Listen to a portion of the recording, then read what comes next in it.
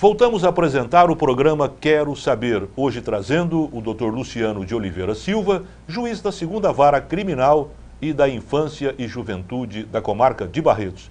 Dr. Luciano, o Dr. Washington Rocha de Carvalho, que o senhor deve conhecer muito bem, e o estima muito, mandou até um abraço ao senhor, ficou sabendo que o senhor iria ser entrevistado no programa, e lhe mandou uma perguntinha também, né? Doutor Luciano, com o incremento dos processos na modalidade eletrônica, o senhor acredita que estaremos muito próximo de realizarmos todas as audiências de réus presos através de mecanismo de videoconferência? Olha, o senhor é a favor da videoconferência? Eu sou a favor da videoconferência. A videoconferência, ela reduz custos, ela traz segurança à realização do ato. O que acontece hoje? Para se fazer uma audiência com o réu preso, às vezes ele está num presídio do outro lado do estado. Do outro lado do estado. A escolta tem que trazê-lo até aqui. Se for um réu perigoso, então, a escolta é muito maior, né? Muito maior. Até para o preso é desgastante essa viagem. É uma viagem bem desconfortável. E acontece que muitas vezes a audiência pode ser até cancelada por uma razão ou por outra, né? Às Tem que vezes voltar. Acontece. Às vezes a testemunha não vem. Não vem, é verdade, às vezes é verdade. pede para buscar a testemunha, ela não está. E o preço tem que voltar de novo e marcar uma outra audiência, né? Exatamente. Então, sobre todos os enfoques, a videoconferência ela é benéfica. Ela reduz custos, não é raro presos reclamarem de serem trazidos. Ainda mais quando são réus confessos, eles chegam a reclamar, falam, doutor, mas por que me trouxeram aqui? É desconfortável, é uma viagem longa, né? Às vezes a gente não tem alimentação na hora certa em decorrência de todo o transporte.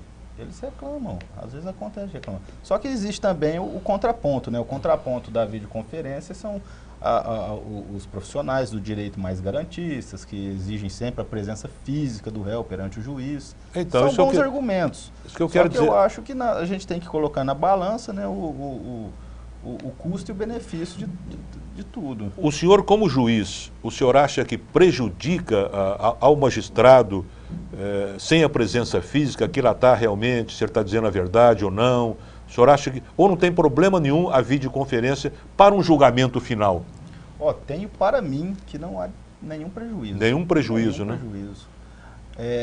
Embora ausente fisicamente, o acusado ele terá acesso ao julgamento mediante a videoconferência. Ele estará ali numa tela, poderá conversar eventualmente com o seu advogado para incentivá-lo a fazer determinada pergunta ou não, a uma testemunha ou outra. Sim. E não vejo prejuízo. Doutor Luciano, o senhor acha que o advento do processo eletrônico nas varas criminais vai propiciar a agilidade dos processos criminais de uma tal forma que vai tirar aquela sensação de impunidade que o povo tem com respeito à justiça? Processo demora demais, até o julgamento final, aquele réu que cometeu um crime muitas vezes violento, vai passando, muitas vezes acontece até uma prescrição. O senhor acha que essa sensação de impunidade pode minimizar com isso? Sem dúvida. A partir do momento que se simplificam procedimentos, que se reduzem prazos, com certeza. Só que eu insisto, essa sensação de impunidade faz parte de todo o sistema judiciário e não pode ser colocado somente na conta do poder judiciário em si. Eu sei. Porque a punição de um crime começa desde a investigação até chegar no último recurso, né? Então é todo são várias etapas aí até se chegar a uma efetiva condenação. Lógico, e com todos os recursos que existem no Brasil, também seria de bom tom que com as reformas vindouras, essas reformas que estão por vir, tanto do Código Penal, principalmente do Código de Processo Penal, algo fosse revisto. Algo fosse revisto no sentido de se reduzir tantos recursos. O que anda acontecendo, doutor, inclusive a gente não vê isso na sua vara criminal, mas o que anda acontecendo e acontece, essa sensação de impunidade, que a gente atualmente, porque a mídia hoje está focalizando muito, hoje a televisão está direto nos assuntos, antigamente nós não tínhamos essa exposição tamanha dos delitos, dos crimes que eram praticados. Por exemplo, recentemente um cidadão matou através de um acidente de trânsito, matou uma criança de meses, né? Agora, recentemente, perto aqui, pagou fiança de R$ 6.000 e já foi solto. Então, isso cria uma revolta entre a população. O que o senhor acha disso? O Poder Judiciário não poderia ser um pouquinho mais rigoroso nesses casos, apesar de que o senhor tem que aplicar a lei, evidentemente, né? Se ele tem o benefício da liberdade provisória, sei lá. Olha, a questão de justiça, muitas das vezes, ela é uma questão subjetiva. O juiz não Isso pode, que é bom explicar ao telespectador. O juiz não pode aplicar a justiça subjetiva dele. Ele tem que aplicar, ele tem que encontrar a solução dentro dos fatos e dentro do que a lei permite. É apenas para que o telespectador entenda, muitas vezes o juiz, dentro dele, na alma dele, na consciência dele, até ele acha que o cidadão cometeu o crime, mas não está exposto isso no processo, né? Ele não pode ir além, né, doutor? O juiz não pode prejulgar, o juiz tem que agir com serenidade, o juiz não pode se ater aos reclamos, inclusive da imprensa, da mídia. A imprensa tem seu papel importante, só que o juiz não pode se deixar influenciar por isso, né? Porque cada caso é um caso.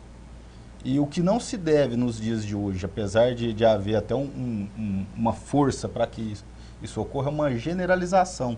Tudo se generaliza, tudo se superficializa, entendeu? Tudo se coloca em estereótipos, né? Tudo é colocado em padrões. E cada caso é um caso, na verdade, né? Nós temos que analisar friamente cada caso e ver dentro das circunstâncias o que a lei determina que seja feito, que se faça. Falando no popular, né? O juiz não pode jogar para a plateia. Para a plateia, né? Lógico, lógico. Não é aquele jogador que faz uma firula e olha para todo mundo e fala aqui, ó, vocês gostaram disso? Não, você tem que aplicar a lei, fazer um serviço sério, ainda que venham críticas infundadas, muitas das vezes elas vêm. E o sistema judiciário, ele é complexo, ele não é composto tão somente do judiciário. O juiz aplica a lei. O que precisa entender é que o juiz aplica a lei, e a lei não é feita pelo juiz. Exatamente. A lei não é feita pelo Poder Judiciário, a lei é feita pelos deputados e senadores que nós elegemos. Por isso que é muito importante você escolher bons legisladores, para que possamos fazer leis importantes, fazer leis sábias, né? Para que depois o juiz possa aplicá-las de acordo com os anseios de uma sociedade toda. Doutor, por que existe essa lenda e o povo sempre fala que só pobre vai para a cadeia, doutor, e os homens de colarinho branco, os mais ricos não vão? Por que isso? Olha, o Brasil é um país com imensas desigualdades sociais. E obviamente esse sistema judiciário complexo e pródigo em recursos, né? Quem tem mais, ele possibilita que quem tem mais recursos vá mais longe, né? Nos recursos, com perdão do trocadilho. Agora, a legislação brasileira penal em si, ela é branda para todo mundo. Uma pessoa, para ficar presa, ela tem que insistir muito para que ela seja presa. Não é num primeiro ato, não é um mero furto de bala, como se apregou às vezes, né? Fala, pegou um sabonete no supermercado e foi preso. Às vezes acontece de preso e fica um tempo, mas às vezes é o milésimo sabonete que a pessoa está pegando. Está pegando, né? Então tem que ver, cada caso é um caso. O problema são as generalizações. Tudo se generaliza para simplificar e tornar o assunto palatável, mas as coisas não são por aí. Cada caso é um caso, tudo tem que ser verificado. Realmente a legislação penal no Brasil é muito branda, né, doutor? Inclusive um crime de homicídio simples, a pessoa fica um ano no regime fechado, depois já passa para o semiaberto, já vai para o aberto. É muito complicado isso, né? E cada caso é um caso. O homicídio em particular, ele é julgado, os crimes dolosos contra a vida são julgados pelo tribunal do júri, né?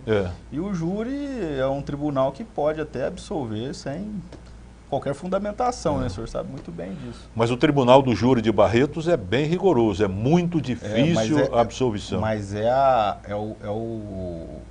o reflexo da sociedade, né? Porque o Tribunal do Júri ele é composto por pessoas da sociedade, da comunidade. É lógico. Então o Tribunal do Júri reflete o pensamento daquela comunidade. Muito bem, doutor, chegamos ao fim de mais um bloco. Saber que o papo está tão gostoso, está tão descontraído, né, que já terminamos o segundo bloco. Vamos a mais um intervalo para os nossos apoiadores culturais e voltamos já já com o doutor Luciano de Oliveira Silva, juiz da 2ª Vara Criminal e da Infância e da Juventude.